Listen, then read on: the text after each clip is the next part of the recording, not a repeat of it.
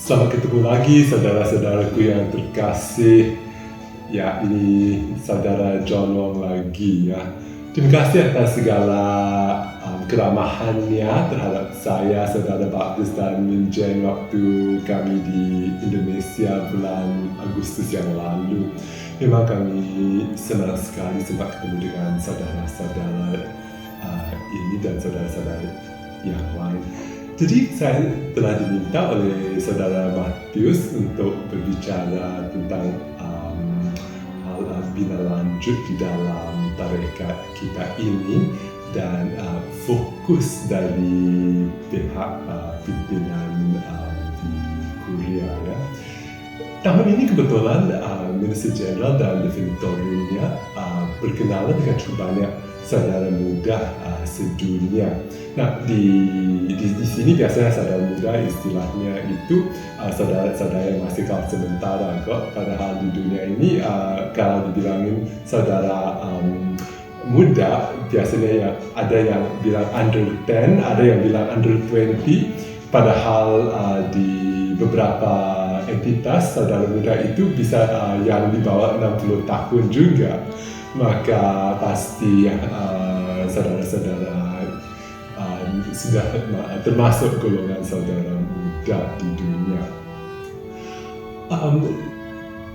Di sewaktu pertemuan kami ya sebagai Definitorium dengan saudara-saudara muda di Eropah maupun di Asia, kebanyakan saudara-saudara bilang bahwa panggilan mereka berdasarkan karena mereka mau melayani umat, maunya melayani gereja, mereka begitu tertarik waktu mereka masuk dengan kehidupan Fransiskan yang begitu, ada yang bilang yang sederhana, ada yang bilang karena begitu luar biasa pelayanannya, ada yang bilang karena kehidupan persaudaraannya.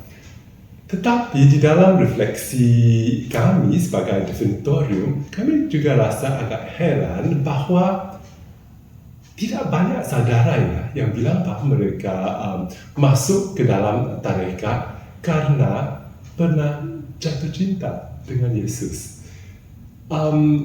Kini tidak banyak saudara muda, termasuk mereka yang masih kaus sementara maupun para novice, yang bilang bahwa mereka diinspirasi oleh worldview ya, pandangan dunia dari Santo Fransiskus dari Assisi dan cinta kasihnya terhadap Yesus ataupun identitasnya sendiri di hadapan Tuhan. Padahal kita sadar bahwa kehidupan Santo Fransiskus sendiri itu, Santo Fransiskus itu tidak bertobat karena mau berbuat sesuatu karya yang khusus, padahal tertarik oleh Tuhan Yesus, pernah mengalami cinta kasih dan belas kasihan Allah Bapa, dan sadar bahwa sungguh pun beliau sendiri seorang pendosa, tetapi tetap seorang pendosa, seorang manusia yang dicintai, yang disayangi, dan yang dikasihi. Maka pesan Minister Jenderal kepada kebanyakan saudara muda kita adalah bahwa sebagaimana kalau tidak salah Minister Jenderal sudah pun menyampaikan kepada saudara-saudara ataupun kepada saudara yang kaus sementaranya, bahwa yang paling pentingnya itu be real, be human.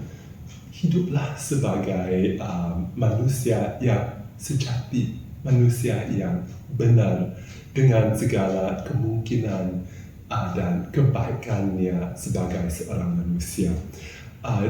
Bukan hanya dari segi intelek, bukan hanya dari segi yang terlalu spiritual, tapi yang paling pentingnya dalam cara yang afektif ya. Jadi dengan itu biasa bahwa gambar ini bisa kelihatan tuh Santo Fransiskus yang memeluk Yesus di salib dan yang memperbolehkan Yesus untuk memeluknya. Semoga kita tetap mau hidup di dalam cara yang efektif, dekat di hati Yesus, dekat di hati Tuhan Bapa, dengan hati yang terbuka agar kita mau dicintai, dikasihi, disayangi Allah Bapa, dan mau menghidupkan cinta kasih Yesus sebagaimana Santo Fransiskus sendiri mengalami cinta kasih ini dalam misteri stigmatanya. Selain dari gambar ini, ada satu gambaran yang lain, bukan gambaran Santo Fransiskus, tapi satu gambaran berkenaan dengan Santo Bonaventura yang sangat-sangat saya sukai, dilukis oleh seorang artis bernama Francisco de Zurbarán, dan di dalam gambarnya ada beberapa orang saudara. Ada saudara yang berjubah coklat, ada saudara yang berbaju hitam putih, jadi makanya pasti Dominikan dan Fransiskan. Di tengah gambarnya yang ada seorang saudara yang berjubah coklat di hadapan meja yang penuh dengan buku-buku yang terbuka. Tetapi di belakang meja itu ada suatu tirai yang terbuka, dan di belakang tirai yang terbuka itu kelihatan salib Yesus. Maka saudara yang berjubah coklat ini menunjukkan pada saudara yang berbaju hitam putih itu, yang berjubah hitam putih itu, salib yang ada di belakang tirai yang terbuka itu. Dan judul gambar itu adalah Saint Bonaventure reveals to Saint Thomas Aquinas the source of his theology, yakni Santo Bonaventura menunjukkan kepada Santo Thomas Aquinas sumber teologinya, bukan dari buku atau bukan hanya dari buku, tetapi yang pentingnya dari relasinya dengan Tuhan Yesus sendiri. Di dalam tarekat kita, sering juga hampir tiap 2 bulan kita sewaktu rapat definitorium kita itu kita menerima permohonan dari saudara yang agak muda juga yang mau keluar dari tarekat, dan ternyata kebanyakan dari mereka ada yang jatuh cinta, ada yang sudah mau masuk ke dalam keuskupan menjadi projo, tapi banyak sekali yang bilang bahwa saya sudah hilang inspirasi saya sebagai seorang Fransiskan, atau ada yang menulis dalam bahasa Inggris, I have become disillusioned, saya sudah disilusi. Apakah yang menyebabkan ini dan di dalam sharing kami sebagai definitorium, ternyata kebanyakan dari saudara-saudara yang sudah mau keluar ini, mereka sudah hilang relasi mereka dengan Tuhan. Dengan itu, kalau saya masuk dan kalau saya tetap Fransiskan, karena persaudaraan itu, pasti pada suatu saat persaudaraan saya ini, saudara-saudara saya, karena mereka manusia seperti saya juga manusia ini, pasti saya akan rasa kecewa oleh karena tindakan seseorang, kata-kata yang lain. Dan kalau saya masuk dan saya tetap Fransiskan karena saudara-saudara, pasti saya akan kecewa. Kalau saya Fransiskan karena saya pernah ada ilusi, bayangan-bayangan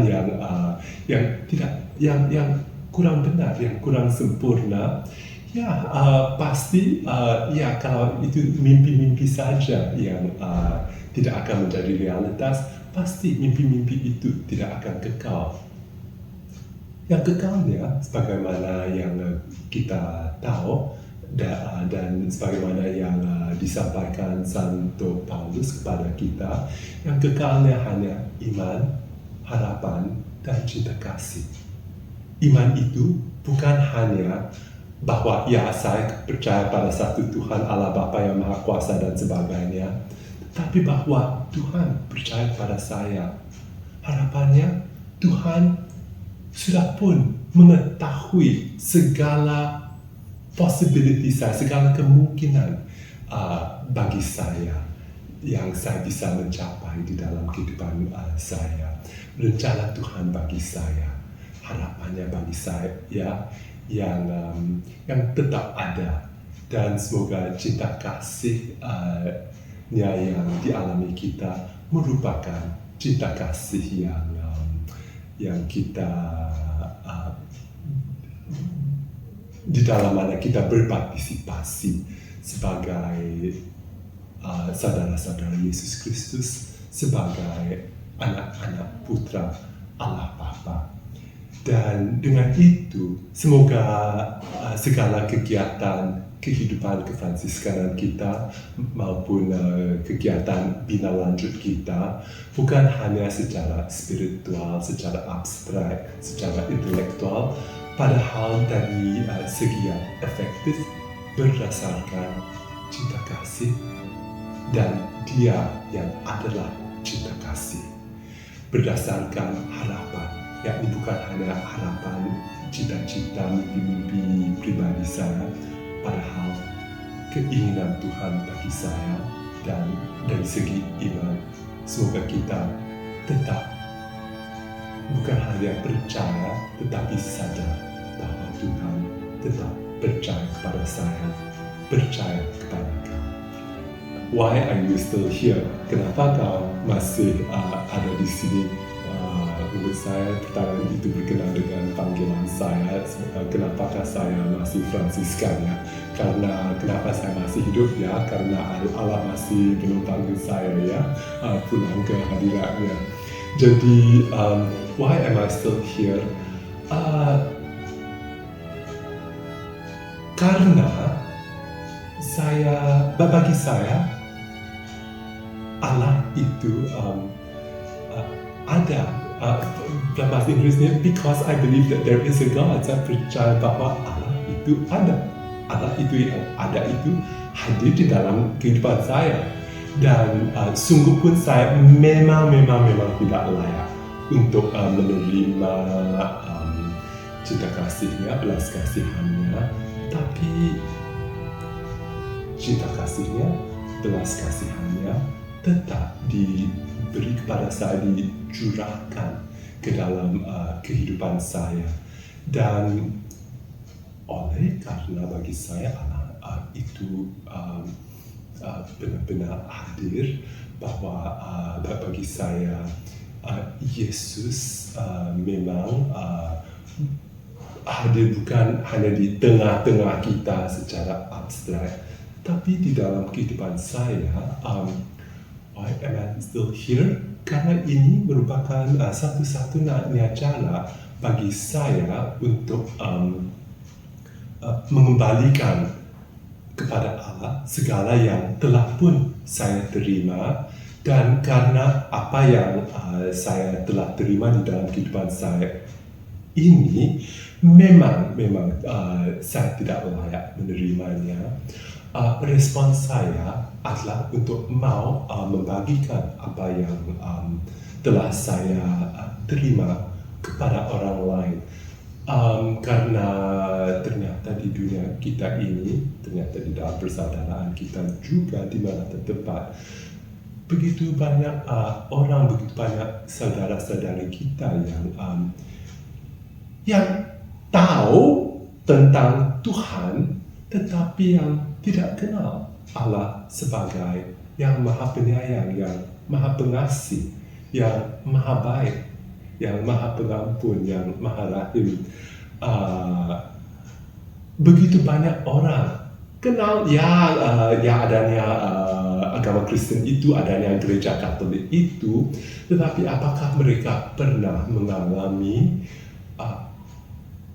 Injil sebagai kabar gembira, kabar yang menggembirakan, kabar yang membawa sukacita? Dan bagi saya, ini merupakan satu yang amat penting kepada saya untuk mewartakan kabar gembira ini, kabar sukacita ini, bukan hanya dengan kata-kata saya, apalagi dengan bahasa Indonesia yang saya begitu jelek, tetapi dengan segala jiwa raga saya, dengan segala kehidupan saya. Jadi, why am I still here? Bagaimana ya dikatakan dalam bahasa Indonesia? Because nothing else is as meaningful. Tidak ada sesuatu pun yang lebih berarti bagi saya. Nothing else is as fulfilling. Tidak ada sesuatu cara lagi yang lebih membahagiakan. I honestly cannot imagine a better life, a more wonderful life than what I'm doing now. Tidak bisa saya bayangkan sesuatu kehidupan yang lebih membawa sukacita dari kehidupan saya yang saya hidupkan ini. Yang pasti tantangannya banyak sekali. Ada juga kesulitannya dan kesengsaraannya juga ada, tetapi di hadapan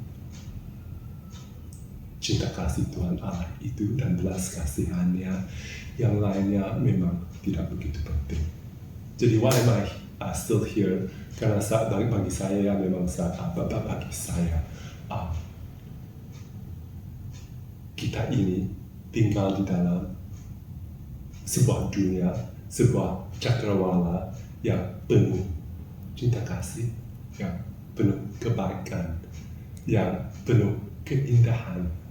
Dan bagi saya ingin menghidupkan kebaikan, cinta kasih, dan keindahan ini dengan kehidupan saya dan merayakannya setiap hari. Maka itulah why am I still here. Dan katakan John. Oke, jadi dari pertanyaan si Matius itu ya kepada saya, why am I still here? Itu why am I still here? Bagi saudara-saudara bagaimana? Why are you still here? Kenapakah kalian masih ada? Masih hidup? Masih sebagian dari tarekat, dari gereja, dari dari dunia dan cakrawala ini? Apakah artinya iman, harapan, dan cinta kasih, keindahan, kemungkinan, dan kebaikan bagi kalian, bagi kamu?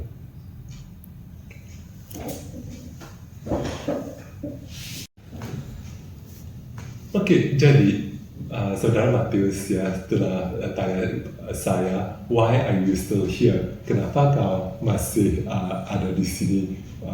Menurut saya pertanyaan itu berkenaan dengan panggilan saya. Kenapakah saya masih Fransiskan ya? Karena kenapa saya masih hidup ya? Karena Allah masih belum panggil saya ya pulang ke hadiratnya. Jadi why am I still here? Karena bagi saya Allah itu ada dalam bahasa Inggrisnya, because I believe that there is a God. Saya percaya bahwa Allah itu ada. Allah itu yang ada itu hadir di dalam kehidupan saya. Dan sungguh pun saya memang tidak layak untuk menerima cinta kasihnya, belas kasihannya, tapi cinta kasihnya, belas kasihannya tetap diberi kepada saya, dicurahkan ke dalam kehidupan saya. Dan karena bagi saya Allah itu benar-benar hadir, bahwa bagi saya Yesus memang hadir bukan hanya di tengah-tengah kita secara abstrak, tapi di dalam kehidupan saya. Why am I still here? Karena ini merupakan satu-satunya cara bagi saya untuk mengembalikan kepada Allah segala yang telah pun saya terima, dan karena apa yang saya telah terima di dalam kehidupan saya ini memang saya tidak layak menerimanya. Respons saya adalah untuk mau membagikan apa yang telah saya terima kepada orang lain. Karena ternyata di dunia kita ini, ternyata di dalam persaudaraan kita juga di mana terdapat begitu banyak orang, begitu banyak saudara-saudari kita yang tahu tentang Tuhan, tetapi yang tidak kenal Allah sebagai yang Maha Penyayang, yang Maha Pengasih, yang Maha Baik, yang Maha Pengampun, yang Maha Rahim. Begitu banyak orang kenal adanya agama Kristen itu, adanya gereja Katolik itu, tetapi apakah mereka pernah mengalami Injil sebagai kabar gembira, kabar yang menggembirakan, kabar yang membawa sukacita. Dan bagi saya ini merupakan satu yang amat penting kepada saya untuk mewartakan kabar gembira ini, kabar sukacita ini, bukan hanya dengan kata-kata saya, apalagi dengan bahasa Indonesia yang saya begitu jelek, tetapi dengan segala jiwa raga saya, dengan segala kehidupan saya. Jadi, why am I still here? Bagaimana ya dikatakan dalam bahasa Indonesia? Because nothing else is as meaningful. Tidak ada sesuatu pun yang lebih berarti bagi saya. Nothing else is as fulfilling. Tidak ada sesuatu cara lagi yang lebih membahagiakan. I honestly cannot imagine a better life, a more wonderful life than what I'm doing now. Tidak bisa saya bayangkan sesuatu kehidupan yang lebih membawa sukacita dari kehidupan saya yang saya hidupkan ini. Yang pasti tantangannya banyak sekali. Ada juga kesulitannya dan kesengsaraannya juga ada, tetapi di hadapan cinta kasih Tuhan Allah itu dan belas kasihannya, yang lainnya memang tidak begitu penting. Jadi why am I still here? Karena bagi saya memang bagi saya kita ini tinggal di dalam sebuah dunia, sebuah cakrawala yang penuh cinta kasih, yang penuh kebaikan, yang penuh keindahan. Dan bagi saya ingin menghidupkan kebaikan, cinta kasih, dan keindahan ini dengan kehidupan saya dan merayakannya setiap hari. Maka itulah why am I still here? Why am I still here? Bagi saudara-saudara bagaimana? Why are you still here? Kenapakah kalian masih ada? Masih hidup? Masih sebagian dari tarekat, dari gereja, dari dari dunia dan cakrawala ini. Apakah artinya iman, harapan, dan cinta kasih, keindahan, kemungkinan, dan kebaikan bagi kalian, bagi kami? Berterusan dalam proses bina lanjut ini, semoga cinta kasih Tuhan memenuhi kehidupan dan karya-karya kalian, dan semoga kabar gembira bukan hanya apa yang ditulis di dalam Alkitab, bukan hanya apa yang dikhotbahkan kita yang begitu pintar berkhotbah dan berpidato, Padahal semoga kabar gembira itu adalah kabar gembira dari kehidupan kita, kabar gembira dari keberadaan kita di dunia ini. Salam damai dan salam sejahtera. Tuhan berkati. Sampai ketemu lagi.